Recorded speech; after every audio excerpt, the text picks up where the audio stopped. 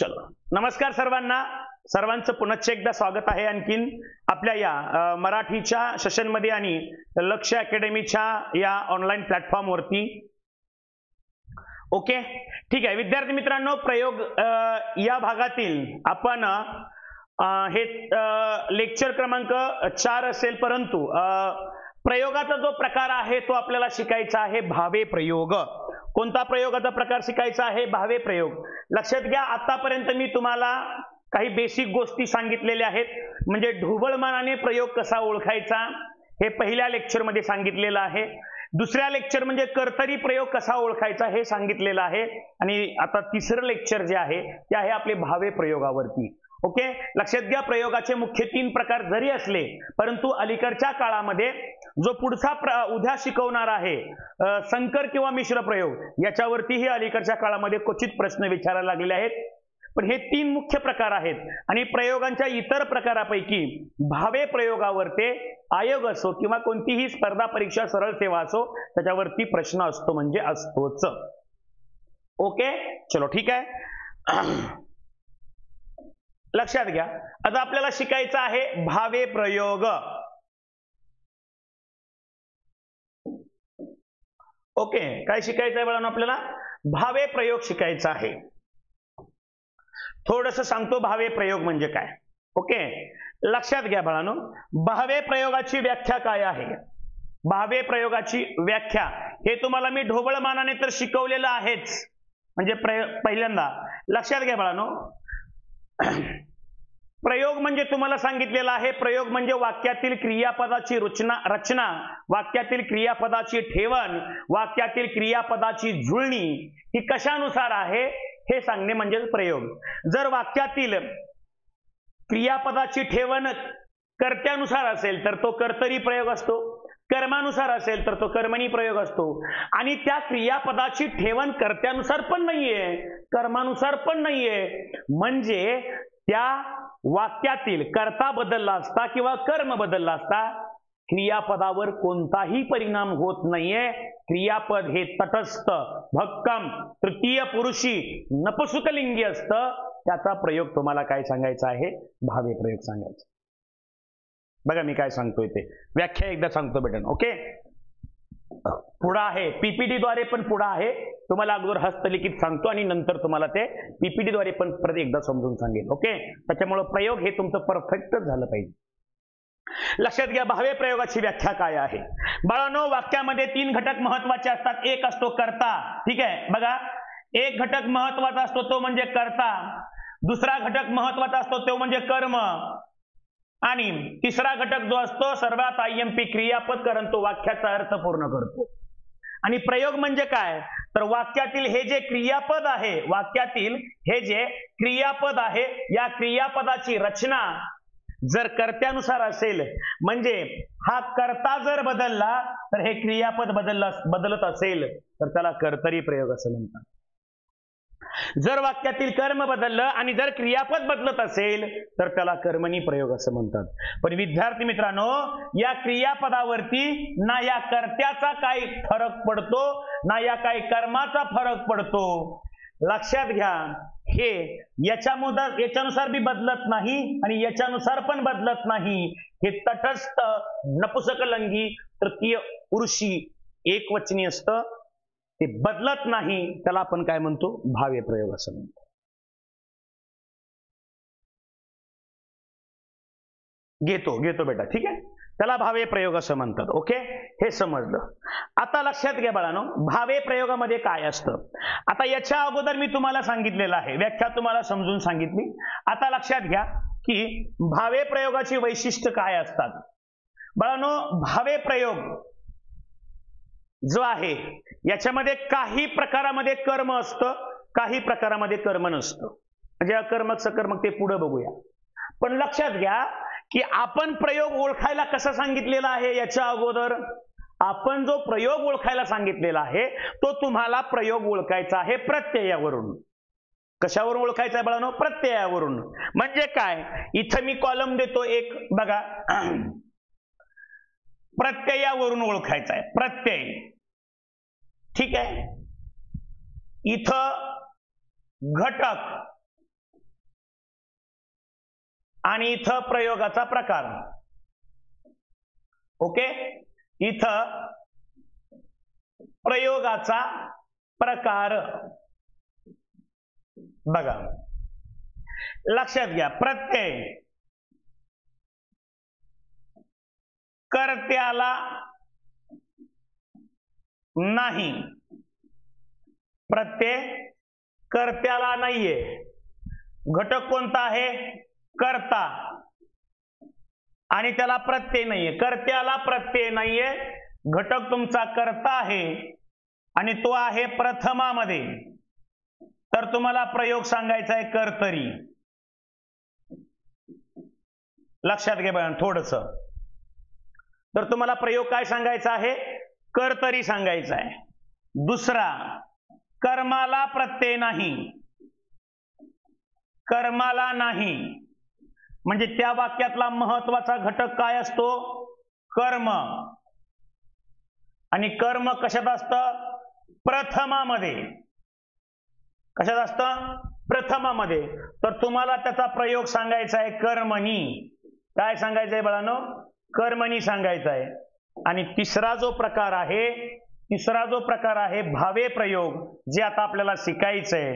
लक्षात घ्या,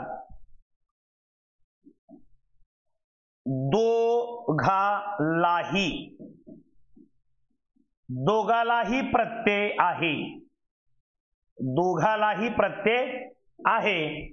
लक्षात घ्या, कर्ता अधिक कर्म हे दोन्हीही गौण असतं आणि त्याचा प्रकार सांगायचा आहे तुम्हाला भावे प्रयोग. काय सांगायचंय बाळांनो? भावे प्रयोग सांगायचा आहे. समजते का? बघा हे लक्षात ठेवा. बघा, कर्त्याला प्रत्यय नाहीये, कर्तरी प्रयोग. कर्माला प्रत्यय नाहीये, कर्मणी प्रयोग. दोघालाही प्रत्यय आहे, हे खूप महत्वाचं आहे. दोघालाही प्रत्यय आहे, तर तुमचा प्रयोग कोणता सांगावा लागेल? भावे प्रयोग सांगावा लागेल. दोघालाही प्रत्यय आहे, तुम्हाला काय सांगावं लागेल? भावे प्रयोग सांगावा लागेल. काही उदाहरणं बघूया बेटा. नेक्स्ट बघा, काही उदाहरणं आहेत. पहिलं उदाहरण, राम पत्र लिहितो. थोडंसं लक्ष द्या बाळांनो, परत एकदा सांगायला लागलोय. दुसरं वाक्य, रामाने पत्र लिहिले. चौथं वाक्य, रामाने पत्राला लिहिले. बघा, जे नवीन आहेत त्यांच्यासाठी खूप महत्वाचं आहे. जर वाक्यातील कर्त्याला प्रत्यय नाहीये, तुम्हाला सांगितलं की आपल्याला प्रयोग जो ओळखायचा आहे तो ओळखायचा आहे प्रत्ययावरून. कशावरून ओळखायचंय बाळांनो? प्रत्ययावरून ओळखायचं आहे. वाक्यात ज्या घटकाला प्रत्यय नाहीये त्याच्यावरून तुमचा प्रयोग ठरवला जातो. आणखीन एकदा सांगतोय, वाक्यातील ज्या घटकाला प्रत्यय नाही आहे त्याच्यावरून तुमचा प्रयोग ठरवला जातो. लक्षात घ्या, पहिलं वाक्य बघा, या सर्वांचा धातू जो आहे तो येतो लिह. ओके, आणि कर्ता शोधताना लिहिणारा, नारी, नारे, कोण असा प्रश्न विचारा, कर्ता सापडतं. आणि न्याची क्रिया कोणावर घडते असा प्रश्न विचारल्यास कर्म सापडतं. आता पहिला वाक्य, याचं पहिल्याकडे लक्ष द्या, फक्त या वाक्याकडे लक्ष द्या. लिहितो, लिहिणारा कोण आहे? तर या वाक्यातील कर्ता आहे राम, आणि कर्त्यालाच प्रत्यय नाहीये, कर्ता आहे. आणि कर्त्यालाच प्रत्यय नाहीये म्हणजे तुमचा प्रयोग ठरला, पुढे जायचंच नाहीये. तुमचा प्रयोग ठरला. वाक्यातील ज्या घटकाला प्रत्यय नाही त्याच्यावरून प्रयोग ठरतो. पहिलाच घटक शोधला कर्ता, आणि कर्त्यालाच प्रत्यय नाहीये, पुढं वाक्य काही असेना मला घेणं देणं नाहीये. हा, प्रत्यय असेल तर मी पुढे जाईल. ठीक आहे, राम पत्र लिहितो. राम हा वाक्यातील कर्ता आहे, आणि कर्ता जर प्रथमामध्ये असेल, म्हणजेच कोणत्याच विभक्तीचा जर त्याला प्रत्यय नसेल तर तिथंच प्रयोग ठरला. कर्त्याला प्रत्यय नाही म्हणजे कर्तरी. प्रत्यय नाही म्हणजे कर्तरी, आणि कर्तरीचे सकर्मक अकर्मक हे मी शिकवले. ठीक आहे. नेक्स्ट पुढे बघा. रामाने पत्र लिहिले. आता या वाक्याचा कार्यक्रम संपला. इकडे 2 नंबर वाक्याकडे लक्ष द्या. धातू निघतो लिह. लिहिणारा कोण? राम. या वाक्यातील कर्ता आहे राम. हा कर्ता झाला. पण सरनं तर सांगितलंय, सरनं काय सांगितलंय की वाक्यातील ज्या घटकाला प्रत्यय नाही त्याच्यावरून तुझा प्रयोग ठरव. मी पहिल्यांदा काय शोधलं? मी पहिल्यांदा कर्ता शोधला आणि कर्त्यालाच प्रत्यय आहे म्हणजे माझा प्रयोग ठरणार नाही, मी पुढे जाणार. ठीक आहे, चलो. म्हणजे कर्त्याला प्रत्यय आहे म्हणजे तुमचा कर्तरी प्रयोग ठरणार नाहीये. पुढे जाऊया. कर्म आहे का बघूया. लक्षात घ्या, लिहिण्याची क्रिया पत्रावर होते आणि हे तुमच्या वाक्यातील कर्म आहे. आणि बघा, कर्माला प्रत्यय नाहीये सर. ज्या घटकाला प्रत्यय नाहीये त्याच्यावरून प्रयोग ठरतो. कर्माला प्रत्यय नाहीये म्हणजे तुमचा इथं प्रयोग ठरला कर्मणी. इथं प्रयोग काय ठरला? कर्मणी.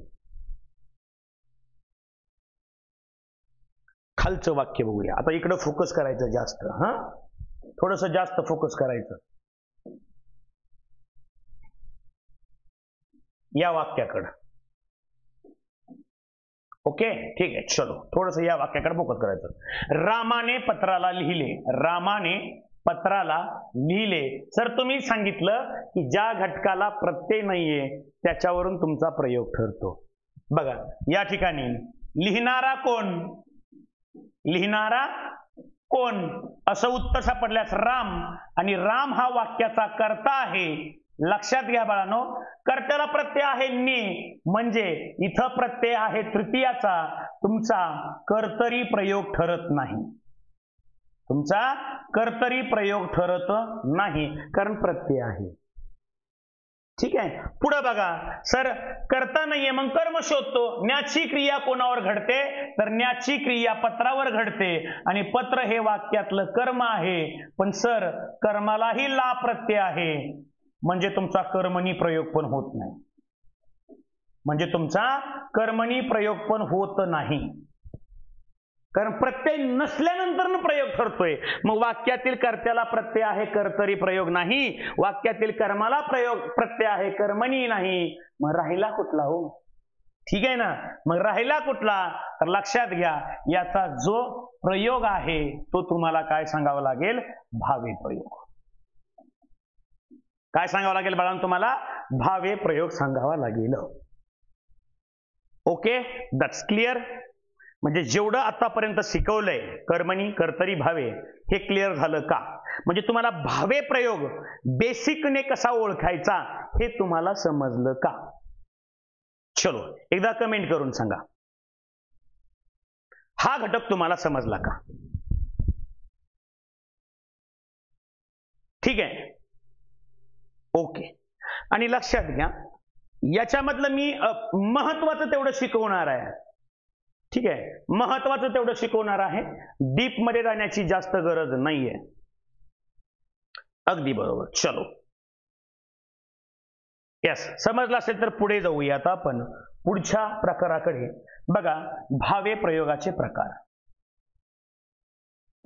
भावे प्रयोगाचे प्रकार डीप मध्ये. पण महत्वाचं जेवढं आहे तेवढंच तुम्हाला सांगणार आहे. ठीक आहे बाळांनो, माझ्याकडे पीपीटी द्वारे सगळं आहे का? पीपीटी द्वारे सगळं आहे. हे मी सगळं लिहून पीपीटी द्वारे ठेवलेलं आहे. पण तुम्हाला अगोदर एक एक घटक समजून सांगून परत हे समजून सांगेल एकदा. याला काही मी महत्व देत नाही. छान छानची पीपीटी करायची आणि वाचून दाखवायचं ते महत्वाचं नाहीये. समजणं महत्वाचं आहे. सगळं आहे माझ्याकडे, डाटा सगळा आहे समोर का, उदाहरणासहित आहे, सगळा डाटा आहे. परंतु बाळांनो, तुम्हाला एक एक घटक समजून पुढे जाणं हे महत्वाचं आहे. छानशी पीपीटी करून उगाच नुसतं वाचून दाखवून महत्वाचं नाहीये. तुम्हाला समजणं महत्वाचं आहे. कारण का मीही माझा टाइम घालवतोय, तुम्हीही तुमचा टाइम घालवताय. मग काहीतरी शिकलं पाहिजे की, काहीतरी शिकलं पाहिजे की. बरोबर आहे ना? ठीक आहे, चलो असो. आता लक्षात घ्या, भावे प्रयोगाचे प्रकार काय काय आहेत ते आपल्याला बघायचे. हा बघा, भावे प्रयोगाचे मुख्य 3 प्रकार पडतात बाळांनो. हे लक्षात घे रे, बघ रे. भावे प्रयोगाचे मुख्य 3 प्रकार पडतात. किती प्रकार पडतात? 3. पहिला आहे, लक्षात घे, पहिला आहे प्रधान कर्तृक भावे. जसं कर्मणीमध्ये शिकला तसं प्रधान कर्तृक भावे. ओके. आणि याच्यामध्ये 2 प्रकार पडतात. एक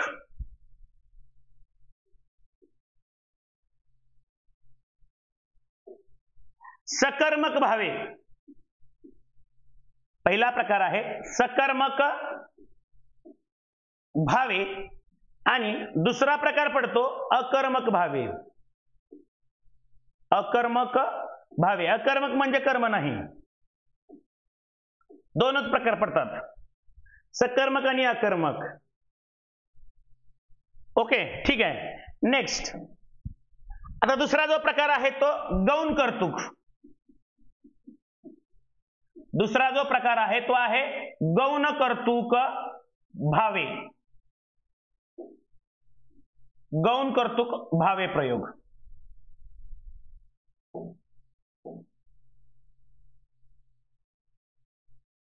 हा, आता लक्षात घ्या, याच्यामध्ये सुद्धा प्रकार 4 पडतात. हे काय गौणचे बघायचे नाहीत आपल्याला, फक्त हे एक आणि तिसरा प्रकार महत्वाचा आहे. मी फक्त एकदा हे सांगणार आहे. ह्याच्यावरती प्रश्न आजपर्यंत आलेला नाहीये, एमपीसीला पण आलेला नाहीये, राज्यसेवेला पण आलेला नाहीये, पोलीस भरतीला तर विचारलाच नाही. हा, याच्यावर मात्र विचारलाय आणि इथं तिसरं एक सांगणार आहे, त्याच्यावर मात्र विचारलेलं आहे.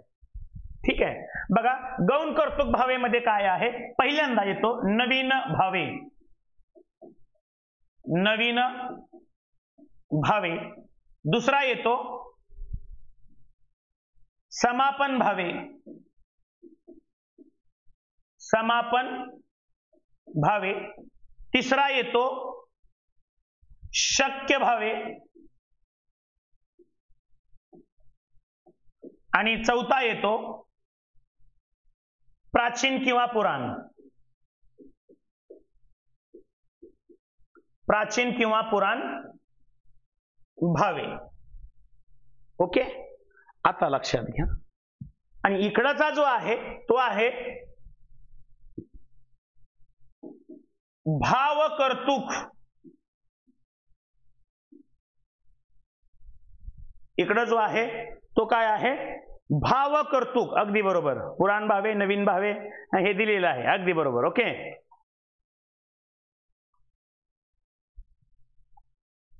हा बरोबर आहे. ठीक आहे, अगदी बरोबर. इकडं आहे भाव कर्तृक किंवा अकर्तृक. भाव कर्तृक किंवा भाव कर्तरी किंवा याला अकर्तृक पण म्हणतात.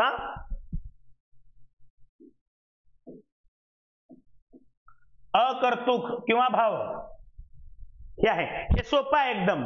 ओके, लक्षात घ्या, हे एकदम सोपं आहे. सांजावले, गडगडते, मावळले, रखरखते, भनभनते, फनफनते, उजाडले अशी भावदर्शक क्रियापद ज्या वाक्यामध्ये वापरलेली असतात त्याला भावकर्तृक किंवा अकर्तृक भावे प्रयोग असं म्हणतात. या वाक्यामध्ये कर्ता नसतो. वाक्यातील क्रियापद हेच कर्त्याचं कार्य करतं. याच्यामध्ये कशी असतात क्रियापद? सांजावले, उजाडले, रखरखते, भनभनते, कलकलते, गलगलते अशी नादानुकारी किंवा ध्वनिदर्शक क्रियापद वापरलेली असतात. ठीक आहे, चलो आता एक एक समजून घेऊया बाळांनो. बघा, एक एक घटक समजून घेऊया. पहिला आहे प्रधान कर्तृक भावे प्रयोग.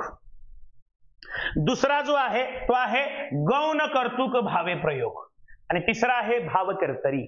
आता प्रधान कर्तृक भावे प्रयोग म्हणजे काय तर लक्षात घ्या बाळांनो, ज्या वाक्यामध्ये कर्ता महत्वाचा असतो आणि कर्त्यालाही प्रत्यय असतो त्या वाक्यातील जो प्रयोग असतो तो कोणता असतो? भावे प्रयोग. ठीक आहे, वाक्यातील कर्ता महत्व असतो आणि वाक्यातील कर्त्याला आणि कर्माला दोघालाही प्रत्यय असतो त्याला आपण काय म्हणतो? प्रधान कर्तृक भावे प्रयोग. याच्यामध्ये आहे सकर्मक आणि अकर्मक. ज्या वाक्यामध्ये कर्त्यालाही प्रत्यय आहे आणि कर्मालाही प्रत्यय आहे त्याला म्हणतात सकर्मक भावे. ज्या वाक्यामध्ये फक्त आणि फक्त कर्त्याला प्रत्यय आहे आणि कर्मच नाहीये, बघा इथं लक्षात घ्या, थोडस मी हायलाइट करतोय. हा जो प्रकार आहे हा प्रकार म्हणजे कर्म नसणारा प्रकार आहे. अकर्मक भावे आणि अकर्मक कर्तरी असे दोनच प्रकार पडतात कर्म नसणाऱ्या वाक्याचे. अकर्मक भावे म्हणजे ह्याच्यामध्ये कर्म नाहीये, परंतु वाक्यातील कर्त्याला प्रत्यय आहे. परंतु वाक्यातील कर्त्याला काय आहे? प्रत्यय आहे. ओके. गौण कर्तृक म्हणजे कर्ता गौण, कर्ता गौण, इथं कर्ता प्रधान आणि इथं कर्ताच नसतो. क्रियापद हे काय असतं? क्रियापद हे काय असतं? कर्त्याचं कार्य करतं. ठीक आहे. आता लक्षात घेऊया प्रधान कर्तृकची. बघा नेक्स्ट पहिला एक प्रकार बघूया. पहिला बघूया प्रधान कर्तृक काय आहे? प्रधान कर्तृक भावे. ओके. आणि याचे दोन प्रकार आहेत. पहिला सकर्मक, सकर्मक भावे आणि दुसरा प्रकार आहे अकर्मक भावे.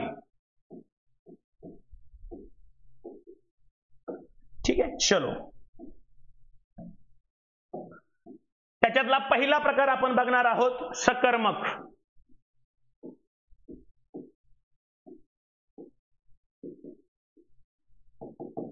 सकर्मक भावे. ठीक आहे. थोडस लक्ष द्या. आता सकर्मक भावे म्हणजे काय? तर ज्या वाक्यातील क्रियापदाची ठेवण ना कर्त्यानुसार असते ना कर्मानुसार असते, म्हणजे वाक्यातील क्रियापद हे ना कर्त्यानुसार बदलतं ना कर्मानुसार बदलतं, त्याला आपण सकर्मक भावे प्रयोग असं म्हणतो. ह्याची वैशिष्ट्ये काय काय आहेत? तर सकर्मक भावे प्रयोगामध्ये कर्त्याला आणि कर्माला दोन्हीलाही प्रत्यय असतो. एवढंच महत्वाचं आहे. बघा सकर्मक भावे प्रयोगामध्ये कर्त्याला प्रत्यय असतो, कर्माला प्रत्यय असतो. हे खूप महत्वाचं वैशिष्ट्य आहे. त्याला सकर्मक असं म्हणतात. सकर्मक भावे प्रयोगामध्ये कर्म असतं, कर्माला प्रत्यय असतो. त्या वाक्यातील क्रियापद हे कर्त्यानुसार आणि कर्मानुसार बदलत नाही. त्याला म्हणतात सकर्मक भावे. ठीक आहे. उदाहरण आपण समजून सांगेन. एक्झाम्पल. समजणं महत्वाचं आहे, खरडणं महत्वाचं नाहीये. बघा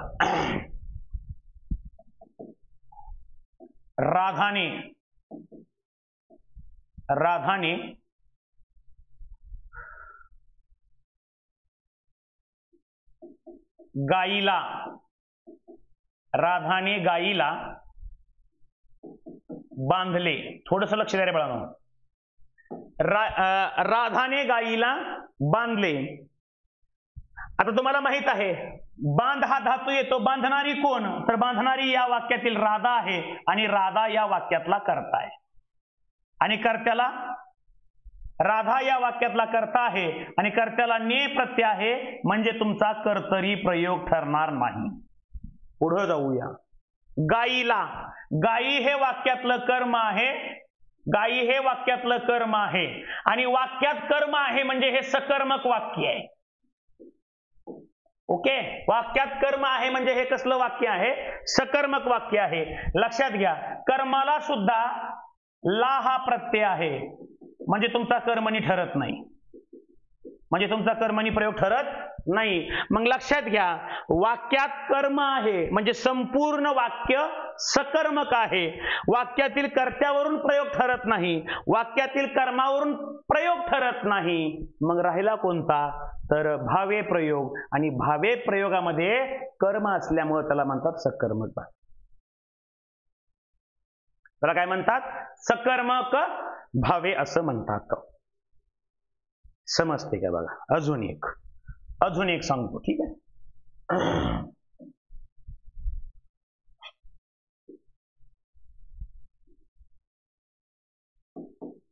त्याने मित्राला मारले. बघा बाळांनो, त्याने मित्राला मारले. आता जर तुम्हाला या ठिकाणी कर्ता हा एखाद्या सर्वनामाप्रमाणे आला असेल, सर्वनामा स्वरूपात आला असेल, जर कन्फ्यूज होत असेल तर त्यानेच्या ठिकाणी एखादं नाव टाका, तुम्हाला जे आवडेल ते.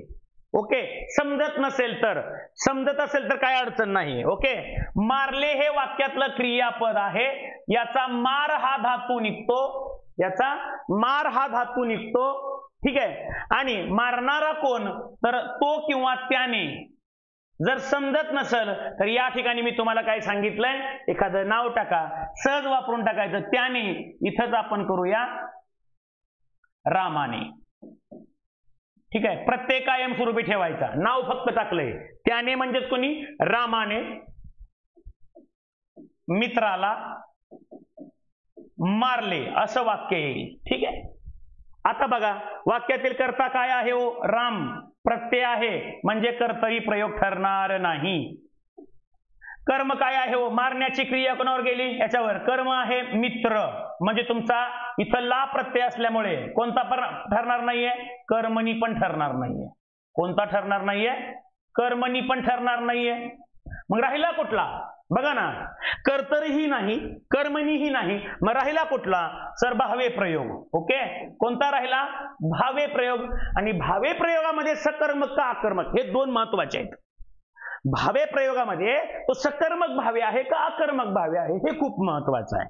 मग लक्षात घ्या, रामाने मित्राला मारले, भावे प्रयोग आहे, आणि वाक्यामध्ये कर्म आहे.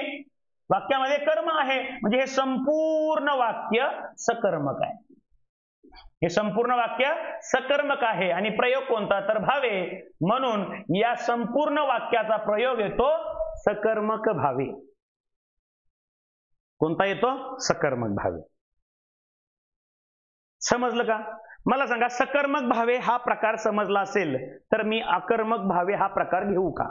चलो नेक्स्ट, सकर्मक भावे हा प्रकार जर समजला असेल तर अकर्मक भावे हा प्रकार घेऊ का.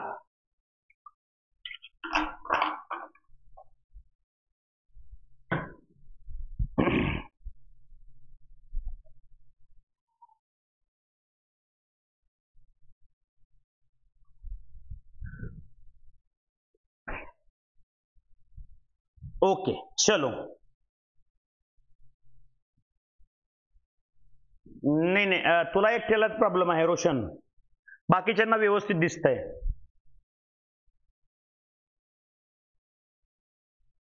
बाकीच्यांना व्यवस्थित दिसतंय बेटा. ठीक आहे, चलो नेक्स्ट, पुढचा बघा. पुढचा जो प्रकार आहे तो आहे अकर्मक भावे. अकर्मक भावे. ओके, पुढचा जो प्रकार आहे तो आहे अकर्मक भावे. अकर्मक म्हणजे कर्म नसणे. लक्षात घ्या मुलांनो, अकर्मक म्हणजे वाक्यात कर्म नसणे. ओके, वाक्यात कर्म नसणे. एक मिनिट, एक मिनिट.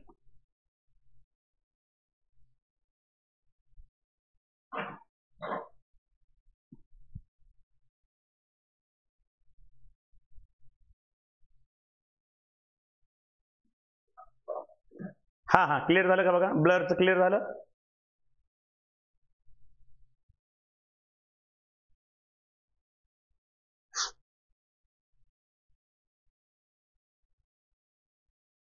चलो ठीक आहे.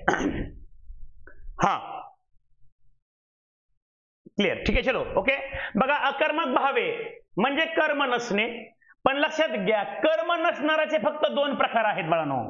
हे थोडंसं लक्षात द्या रे. ज्या वाक्यामध्ये कर्म नसतं त्याचे प्रयोगाचे फक्त दोनच प्रकार असू शकतात. ते कोणते कोणते सांगतो, लक्षात घ्या. एक तर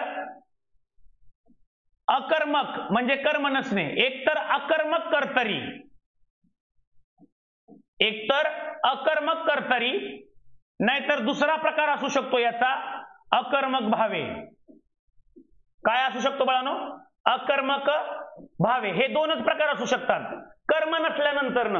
आणि जर कर्म नसेल तर कर्मणी प्रयोग कधीच होत नाही, ते करायचा पण नाहीये. आणि एखाद्यानं केला असेल तर तो नवीन शोध लावला म्हणा त्याला, ठीक आहे, आणि त्याला एखादा पुरस्कार लगेच देऊन टाकूया आपण. बघा, ज्या वाक्यामध्ये कर्म नसतं त्याचे फक्त दोनच प्रकार येऊ शकतात, एक अकर्मक कर्तरी आणि अकर्मक भावे. आणि कर्तरी प्रयोगामध्ये कर्त्याला प्रत्यय नाही, कर्त्याला प्रत्यय नाही, कर्म पण नाही. कर्त्याला प्रत्यय नाहीये, कर्ता असतो पण कर्म नसतं, आणि कर्त्याला प्रत्यय पण नसतो. आणि अकर्मक भावेमध्ये कर्त्याला प्रत्यय आणि कर्म नसते, कर्म नसते. कर्त्याला प्रत्यय नाही, कर्म नसते, कर्म नसते. दोनच प्रकार आहेत. ठीक आहे, चलो लक्षात घ्या. अकर्मक भावे प्रयोगाची वैशिष्ट्य सांगतो. अकर्मक भावे प्रयोगामध्ये वाक्यातील कर्त्यानुसार क्रियापद बदलत नाही, वाक्यातील कर्म नसतं, आणि वाक्यातील कर्त्याला कोणत्या ना कोणत्या प्रथम सोडून इतर कोणत्या ना कोणत्या विभक्तीचा प्रत्यय असतो अकर्मक भावे प्रयोगामध्ये. ठीक आहे, दोन्हीही समजून सांगतो उदाहरणानुसार. दोन्हीही समजून सांगतो उदाहरणानुसार. पहिलं उदाहरण, राम.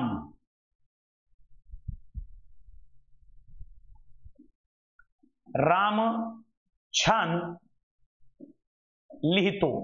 थोडस लक्ष दे रे. राम छान लिहितो. ओके. आणि दुसरं वाक्य आहे, रामाने छान लिहिले. रामाने छान लिहिले. थोडस लक्ष द्या, कमेंट करू नका, थोडस लक्ष द्या. ओके, चलो बघा. राम छान लिहितो या वाक्यामधील लिहिणारा जो आहे तो राम आहे, आणि या वाक्यातील कर्ता हा राम आहे. लिहिण्याची क्रिया रामावरच होते, कर्म नाहीये. ठीक आहे, याच्यात पण कर्म नाहीये, याच्यात पण कर्म नाहीये. म्हणजे या दोन्हीचा जो प्रकार असणार आहे तो अकर्मक असणार आहे. या दोन्हीचा जो प्रकार असणार आहे तो काय असणार आहे? अकर्मक असणार आहे. ठीक आहे, पण कन्फ्यूज आहे, अकर्मक कर्तरी का अकर्मक भावे. पहिलं वाक्य राम हा कर्ता शोधला आणि कर्त्यालाच प्रत्यय नाहीये, इथंच प्रयोग ठरला गेला. इथंच प्रयोग ठरला गेला ना. कर्त्याला प्रत्यय नाहीये, तुमचा प्रयोग इथंच ठरला गेला. कर्त्याला प्रत्यय नाही म्हणजे तुमचा कर्तरी प्रयोग. म्हणजे तुमचा कोणता? कर्तरी. पुढे जायचंच नाहीये. कर्म आहे का नाहीये बघितलेलं आहे, कारण कर्म नाहीये वाक्यामध्ये. वाक्य अकर्मक आहे आणि प्रयोगाचा प्रकार कर्तरी. अकर्मक कर्तरी. पहिलं वाक्य कशाचं आहे? अकर्मक कर्तरीच आहे. पुढं बघा, बघा पुढं, रामाने छान लिहिले. लिहिणारा कोण आहे हो? तर राम. राम हा वाक्याचा कर्ता आहे. राम हा वाक्याचा कर्ता आहे. आणि बघा, कर्त्याला कोणता प्रत्यय आहे हो? नी. आणि प्रत्यय आहे म्हणजे कर्तरी प्रयोग नाही. प्रत्यय आहे म्हणजे कर्तरी प्रयोग होत नाही. वाक्यात कर्मच नाहीये. वाक्यात कर्म नाहीये. कर्म नाही, वाक्यात कर्मच नाही, म्हणून कोणता? अकर्मक. कर्म नाहीये म्हणजे कर्मणी पण नाही. जर कर्म असेल तरच कर्मणी प्रयोग होतो. बरोबर आहे. वाक्य अकर्मक आहे म्हणजे कर्म नाहीये, कर्त्याला प्रत्यय आहे म्हणजे कर्तरी प्रयोग नाहीये, कर्म नाहीये म्हणजे कर्मणी प्रयोग नाहीये, आणि वाक्य जर अकर्मक आहे मग राहिला कुठला? अकर्मक भावी. राहिला कुठला? अकर्मक भावी. समजतंय का? प्रत्येक विद्यार्थ्याला समजलं पाहिजे. प्रत्येक विद्यार्थ्याला समजलं पाहिजे ही अपेक्षा आहे.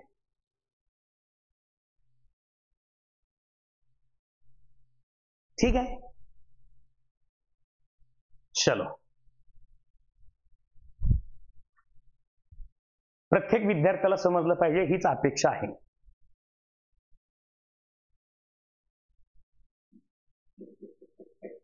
चलो, समजलं बाळांनो? यस, समजलं का? चलो, अजून एक वाक्य.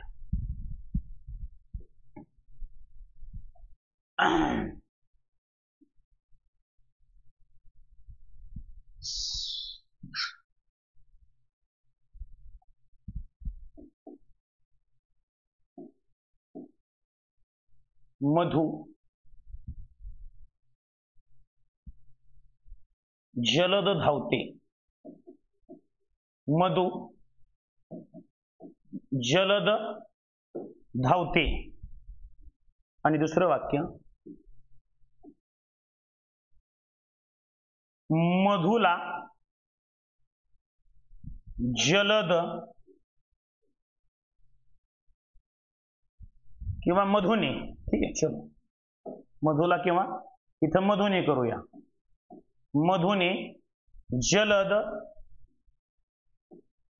धावले किंवा धावावे, मधुने जलद धावले, असं दोन वाक्य आहेत. लक्षात घ्या. आणखीन एकदा समजून सांगतो. तेच मधुने जलद धावले या वाक्यातील कर्ता शोधा पहिल्यांदा. इथं एक कर्ता आहे आणि हा एक कर्ता आहे. वाक्यात कर्म नाहीये म्हणजे दोन्हीही वाक्य अकर्मक आहेत. दोन्हीही वाक्य कशी आहेत? अकर्मक आहेत. हेही वाक्य कसं आहे? अकर्मकच आहे. ओके, दोन्ही वाक्य अकर्मक आहेत. आणि अकर्मकचे फक्त मास्तर म्हणला दोनच प्रकार पडतात, एक कर्तरी, दुसरा भावे. ज्या वाक्यामध्ये कर्म नाहीये त्या वाक्याचे दोनच प्रकार असं मास्तर म्हणला होता, एक कर्तरी प्रयोग आणि एक भावे प्रयोग. कर्तरी प्रयोग कसा ओळखायचा? तर वाक्यातील कर्त्याला प्रत्यय नसतो. भावे प्रयोग कसा ओळखायचा? तर वाक्यातील कर्त्याला प्रत्यय असतो. एवढं सांगितले मास्तरनं, एवढं लक्षात ठेवा. बघा, मधु हा वाक्यातला कर्ता आहे. मी बघितलं कर्त्याला प्रत्यय आहे का? नाही. कर्ता प्रथमामध्ये आहे म्हणजे तुमचा प्रयोग इथंच ठरला गेला कर्तरी. इथंच तुमचा प्रयोग ठरला गेला कर्तरी, म्हणून हा अकर्मक कर्तरी. इथं मधुने हा वाक्यातला कर्ता आहे आणि कर्त्याला प्रत्यय आहे नी, म्हणजे तुमचा प्रयोग कर्तरी ठरणार नाही. तुमचा प्रयोग कर्तरी ठरणार नाही. वाक्यात कर्मच नाही म्हणजे कर्मणी पण ठरणार नाही. मग डोकं आपटून सांगा, कर्तरीही नाही कर्मणीही नाही, राहिला कुठला? सर भावे प्रयोग. आणि भावे प्रयोगामध्ये कोणता? सकर्मक का अकर्मक? कर्म नाही म्हणून अकर्मक भावे, कर्म नाही म्हणून अकर्मक भावे.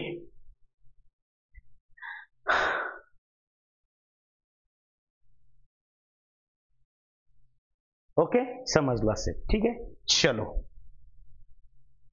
हा, आता हे समजणं महत्वाचं आहे. परत आपण एकदा रिपीट इथं जाऊया आपल्या या प्रकाराकडे. हे प्रधान याचं संपलं. गौण कर्तृक म्हणजे काय? तर नवीन भावे प्रयोग म्हणजे काय? तर कडून प्रत्यय असतो. इथं लक्षात घ्या, हे सोपं आहे. हे कर्मणी प्रयोगामध्ये शिकवलेलं आहे. लक्षात घ्या, इथं गौण भावे प्रयोगामध्ये कर्त्यालाही कडून प्रत्यय असतो, कर्मालाही प्रत्यय असतो. समापन मध्ये कर्त्यालाही प्रत्यय असतो, कर्मालाही प्रत्यय असतो. शक्यमध्ये कर्त्यालाही प्रत्यय असतो, कर्मालाही प्रत्यय असतो. प्राचीन पुराणमध्ये कर्त्यालाही प्रत्यय असतो आणि कर्मालाही प्रत्यय असतो. हे प्रकार जे आहेत ते सेम कर्मणी प्रयोगाचे आहेत. पण कर्मणी प्रयोगामध्ये आणि याच्यामध्ये फरक काय आहे? तर नवीन कर्मणी, समापन कर्मणी, शक्य कर्मणी आणि प्राचीन पुराण या कर्मणी प्रयोगामध्ये कर्माला प्रत्यय नसतो आणि नवीन भावे, समापन भावे, शक्य भावे, पुराण भावे याच्यामध्ये कर्माला प्रत्यय असतो. एवढाच फरक आहे. आता लक्षात घ्या, भावकर्तृक म्हणजे काय तर सांगितलेलं आहे. भावकर्तृक म्हणजे काय? तर वाक्यातील क्रियापद हेच कर्त्याचं कार्य करतं आणि वाक्यातील क्रियापद हे भावदर्शक असतं. जसं की सांजावले, उजाडले, गडगडते, मावळते, रखरखते, भनभनते, गरगरते अशी भावदर्शक क्रियापदे वापरलेली असतात. ओके, चलो ठीक आहे बाळांनो. हे जे आहे हे आपण पुढच्या लेक्चरमध्ये बघूया पीपीडी द्वारे. या ठिकाणी मी थांबतोय. भेटूया उद्या शनिवार आहे. उद्या लेक्चर होईल. लेक्चर नंतर मी घरी जातो तुमचं लेक्चर घेऊन. ओके, आणि आपल्या लेक्चरचा टाइम हा 12:30 वाजता असतो. 12:30 वाजता सर्वांनी काय करायचं आहे? लाईव्ह यायचं आहे. 12 वाजता ठेवलं पण वाजले की 12 असं म्हणतात, त्याच्यामुळे सर्वांनी लाईव्ह येत चला. ओके, आणि लगेच मी रेकॉर्डिंग सुद्धा टाकेल. ओके, जर प्रयोग तुम्हाला समजला असेल तर एक लाईक करा. थांबतो या ठिकाणी. भेटूया उद्या आपल्या या सेशन मध्ये. ओके, चलो.